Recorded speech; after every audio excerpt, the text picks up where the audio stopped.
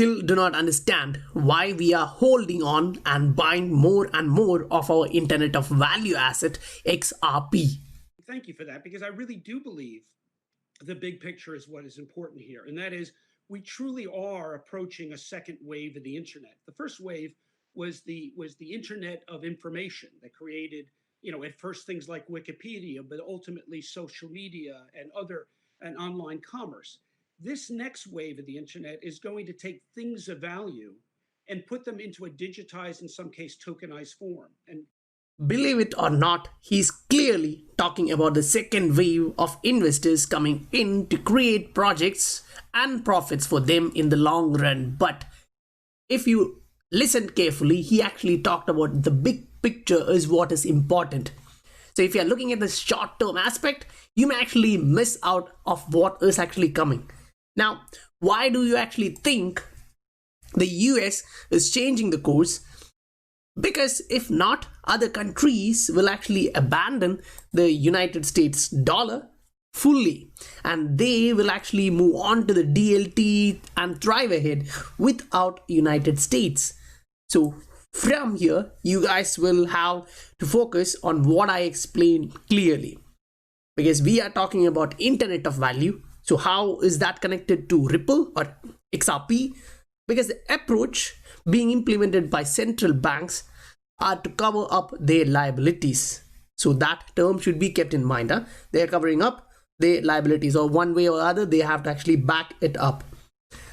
So one way or the other, they are coming up with the central bank digital currency in many other forms. So why will it only be XRP, not BTC and other stuffs?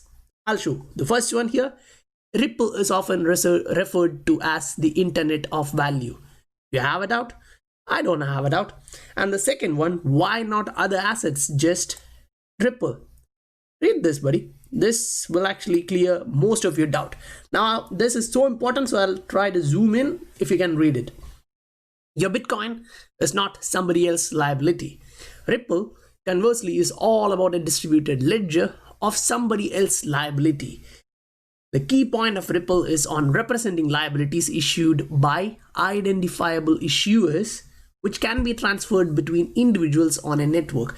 Now, if you think all about what we came through in last couple of weeks through that synthetic central bank digital currency video, central bank digital currency video, and how they are going to back up with their central bank liabilities, we came through all of that in the scientific investor family. So I hope you actually got that. But still, if you have a confusion there, don't worry, we have much more coming and I'll clear those. So brothers and sisters, close your eyes and imagine after this duration of long bear market, we will be cashing out huge. Why? Because we are looking at the big picture. And think about those naysayers. Poor buddies, poor buddies. Welcome to the scientific investor family, where we discuss crypto and science behind investing regularly. Now, if we actually jump back in the same document, you can actually see XRP, however, is the fastest, cheapest, and currently most scalable digital asset, enabling real-time global payments worldwide. So if you actually read through this document, this, you can find it on the internet. Just go in, type in Ripple and the Internet of Value. This author is kind of a bit famous in this area. If you go down, you can actually see that this is actually managed by Taurus family office in Singapore. Now, why Singapore is important? Because Singapore is actually coming out with their central bank digital currency. They're going to push this to the next extent. Now, when they are tying up with China doing these things, the world may actually go against them. So in that aspect, they will actually be neutral and come on to that scale. That's for sure. Now, this document is from Deloitte, and it talks clearly about where we are going and how we can actually understand the value of this technology, blockchain technology. Now, ours run on distributed ledger technology, right? The XRP ledger is collaborating of different organizations on it. We know that. If you have a doubt, check. Ripple is a company who is working on XRP ledger. If you look the others, Coil, you can see is another company working on it. If you look, Zum is other. So there is a lot of different organizations coming up and working on this ledger. Now, if you actually read through this, okay, I'll zoom in again. If you look at this, you can actually see single organization blockchain, RippleNet can be said so, but XRP Ledger is not like that. And the key thing which they talked about here is the interoperability. Now I'll actually go through this video and explain one by one, but before jumping into there, you actually need these information to process that well. Otherwise, digesting it, your stomach may not be prepared for that. So here, the distributed ledger, we are looking at XRP ledger. Why XRP ledger? In the previous videos, we discussed about inter-ledger protocol, how it will be connecting all the different walled gardens, and to exchange the value, they will be coming in to XRP ledger to use the bridge asset, so the universal bridge asset, and then move from there, right? So that is increasing efficiency by standardizing data formats.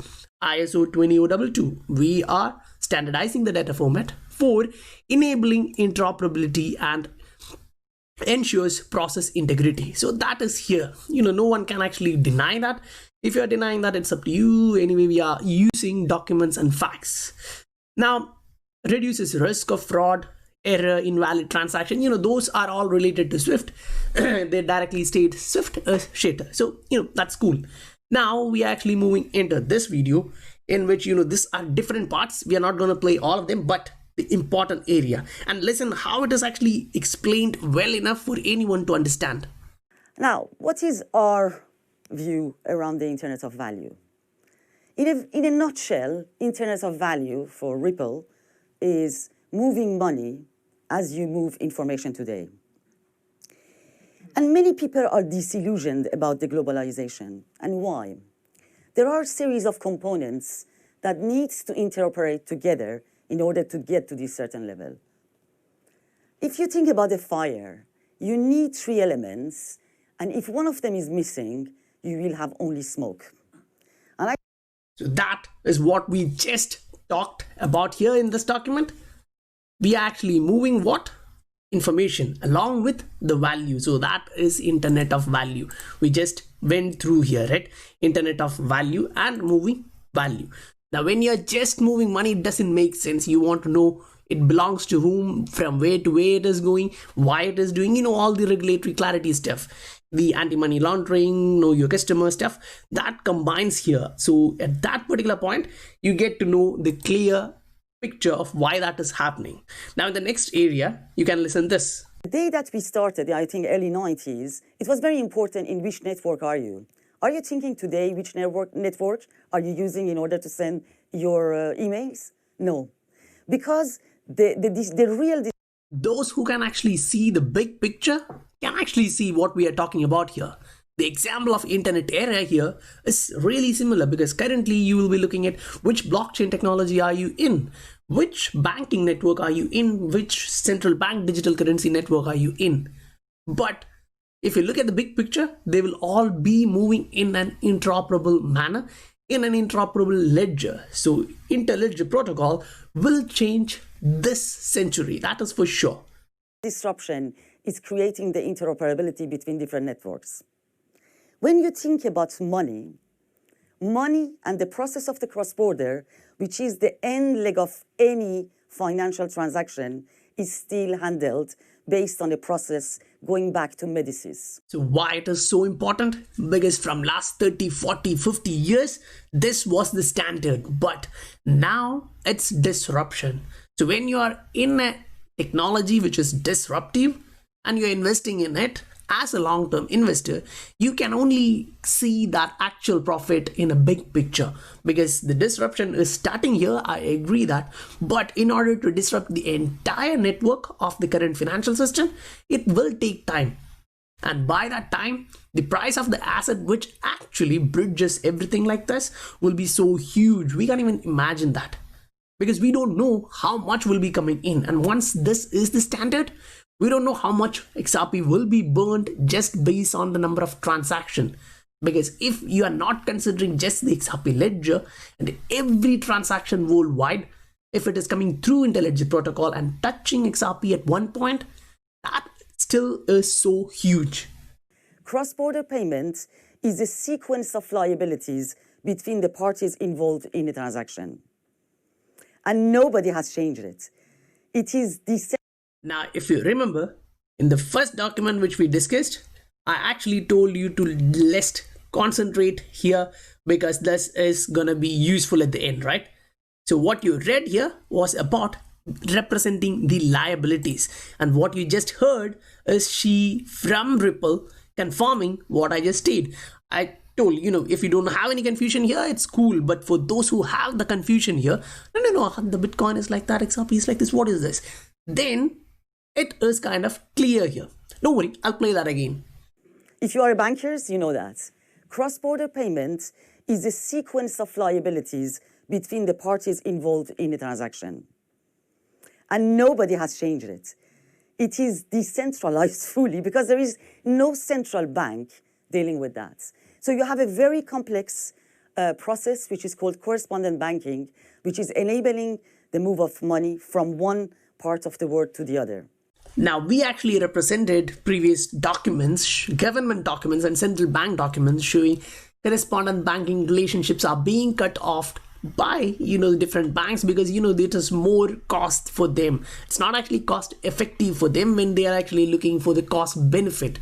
If they want to just serve 10 customers and keep that much money, paying that much fees for regulatory clarity, that's shit for them. Instead, they'll use another bank, Citibank or something. Still, they have to pay extra fee, but they are not putting up that much dormant capital at that end. So now the end processing, the back end processing of settlement for cross-border transaction is explained here, right? But when you actually go back here and see what he was talking about, it's not only about a remittance market, it's about everything of value. It's about any transaction. So Internet Protocol is gonna definitely change this world. You believe it or not. Now, this is next tweet, which is from XRP Crypto Wolf. If we saw the first one here, it was talking about Singapore. Then, if you look here, it was talking about Cambodia. So what was common? They were all looking on central bank digital currency. Now it is Canada, Bank of Canada. They're actually working on the framework to evaluate the central bank digital currency. So in the previous documents, which we presented here, we went through the different approaches for central bank digital currency, which is retail central bank digital currency, hybrid, synthetic. And majority are actually leaning towards synthetic. Why? Because IMF, BIS, the all supranational organizations are actually stating this will be easy for you guys, because if you're directly going to like what China is doing, say central bank digital currency, it will be cool for them because it's an authoritarian country. You can say banks off, we don't care. But that's not happening in other democratic countries, because if central bank is opening up like that, it'll be a direct competition with the commercial banks and they will be off. They can't do anything, right? Now Michael sent me this, and in this one it was actually showing the distributed ledger technologies is entering everywhere. So it is actually indicating that the emergence of Ripple and the settlement system is actually changing the entire network. So the remittance network built on this new technology is currently changing. Now, this is one aspect of benefits of using this technology. Now this one, I don't actually want to play this because it's kind of a bit of common sense. If we know that IMF is coming up and talking about anti-corruption movement, you definitely need blockchain so that you can't go and raise, you can't do anything, the illegal transactions can be stopped. Anything of value if moved through that will be actually present there. If you are doing that, you can't actually hide it because it's already written in that block, you can find it. So corruption can be ended using this new technology, and if banks, central banks and everyone is actually coming in, that is cool. And again, Michael actually sent me this too. This actually seems really crazy, because if you're still using Western Union in those 85% of the outbound corridors, you're mad. I'll say you're mad, because if this is correct, you can actually see Western Union was more expensive than MoneyGram in 85% of major outbound corridors from US and 90% from UK. So why would you actually go to Western Union and pay more if you can use MoneyGram and send it for less? And if you saw That's why MoneyGram is coming up with, for some corridors, yeah, come in. After you, do the transaction remittance, we'll actually give you money. We'll be conducting a draw and there will be winners, blah, blah, blah. And then they'll be actually talking about, they're going to give you more better experience. How? Looking at expats who are sending back money to their home, they would be looking at if I'm sending $100. Now, yeah, for US guys, $100 or $200 may seem so less. But if you're looking at a developing country, even if you can send $250 a month back your home to support that family, it kind of, supports not bad. If you can send $400, that's cool. That's more than enough for one family to live in. So that's for a middle class family. So if you're looking at below that, a poor family, for them $200 is more than enough. Now this is another aspect of this change.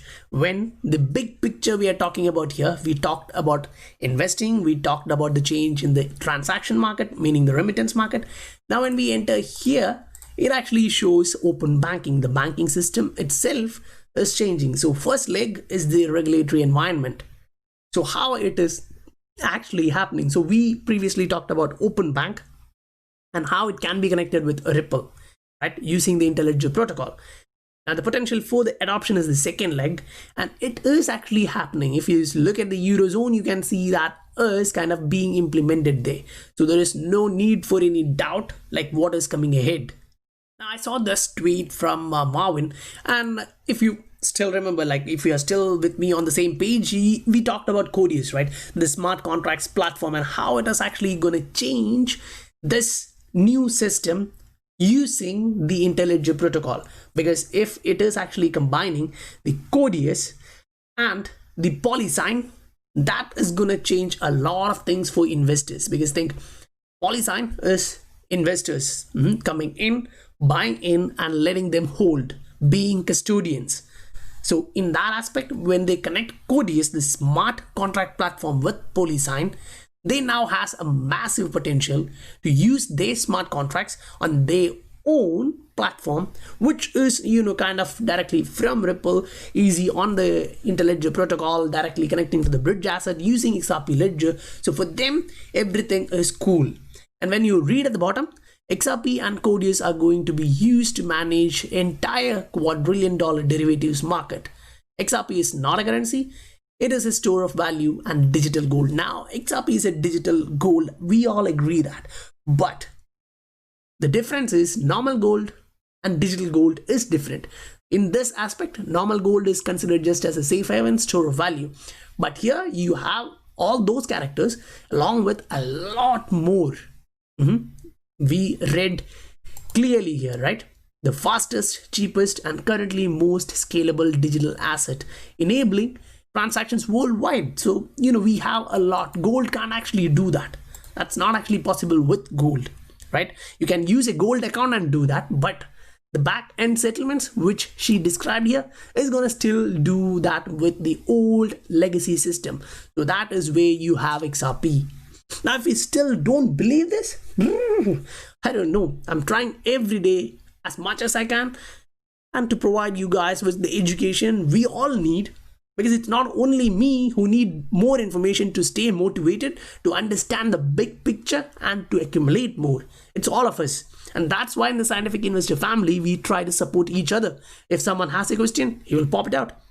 And who knows the answer will come out and support each other. That's because we are a family.